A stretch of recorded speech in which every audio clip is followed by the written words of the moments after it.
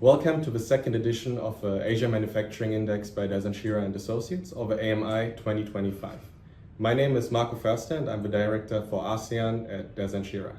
The AMI 2025 is your go-to guide for identifying the best manufacturing locations in Asia. So what's new in the 2025 edition? So this time we've compiled a comprehensive and also what I would say now completely barrier-free comparison of 11 economies across Asia to help manufacturers like you make informed investment decisions. With barrier-free here, I mean that the whole table and all the rankings will be available on our AMI landing page of our website. We cover the same 8 countries as last year, which are Bangladesh, China, India, Indonesia, Malaysia, the Philippines, Thailand, and Vietnam. And we've also added Japan, South Korea, and Singapore this year. The index still covers 8 key tiers or pillars, broken down into 49 specific parameters, which you can see fanned out once you click on each tier name. The 8 tiers that we measure the 11 economies with are the economy, political risk, the business environment, international trade, tax policy, the infrastructure, and the workforce. And lastly, also innovation. What's important to note here is that we measure the index out of a perspective of a foreign manufacturer which would like to set up in that country. So we consider all barriers that, for example, an Indonesian company has to deal with when setting up in China and vice versa. So how do we actually measure the index, you might ask? So we evaluate several critical factors that help you choose the best location for your business. Our rankings are based on real-world experience, and I'd really like to stress that. We'd like to reflect the actual business environment, not just theoretical figures that are out there. Instead of, for example, relying on figures provided by investment promotion agencies, we assess the true and the actual time and cost needed to set up and operate in each country as a foreign investor. This data is gathered from our on-the-ground experts, either our own colleagues in, for example, China, Indonesia, or India, or firms that we partner with in markets like Malaysia, Japan, or Thailand. And here we really made sure that everyone understands the nature of our ranking. It's important to note that what's stipulated in regulations doesn't always reflect business reality. So as another example here, while some countries may show a 0 minimum registered capital requirement for FDI on paper, some authorities in reality don't approve anything under, let's say, $80,000 US. So our rankings are based on what's really happening on the ground. So let's talk a bit about this year's results. I will not go into too much detail as we encourage you to explore the rankings yourself, but what I can lead with is that China retains the #1 spot for a second year in a row. That's despite significant shifts in production landscape in China, especially as China transitions from labor-intensive industries to high-tech segments.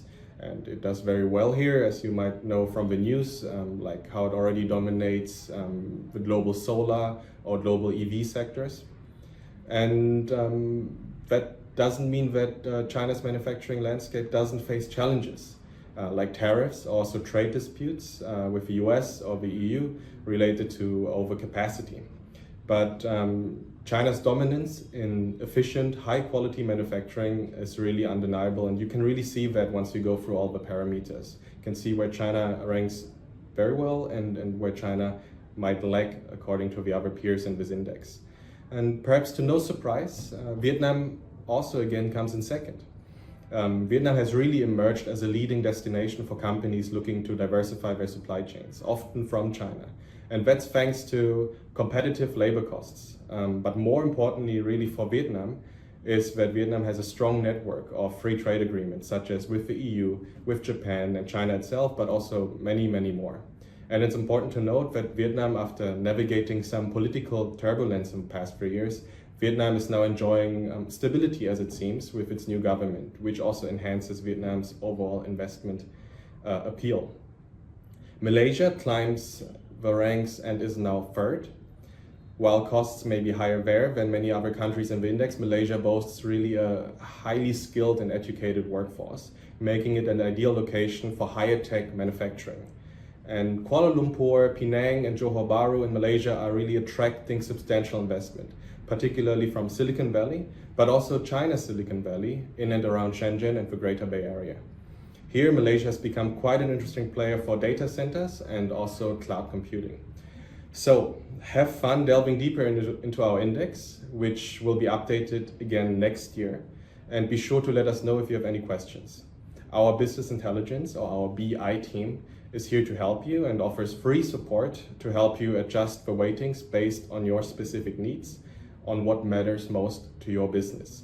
For instance, if domestic supplies are less critical for your business decisions as you work with widely available parts or raw materials, we can lower the weightage of that parameter or remove it altogether.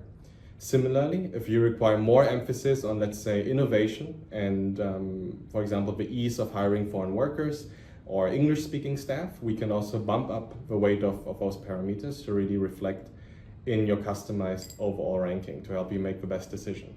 We can help tailor the parameters according to your exact business needs.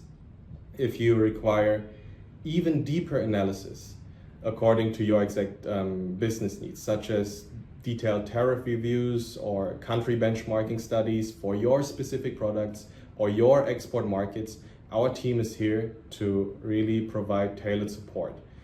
So now, let's enjoy the rankings and be sure to stay in touch.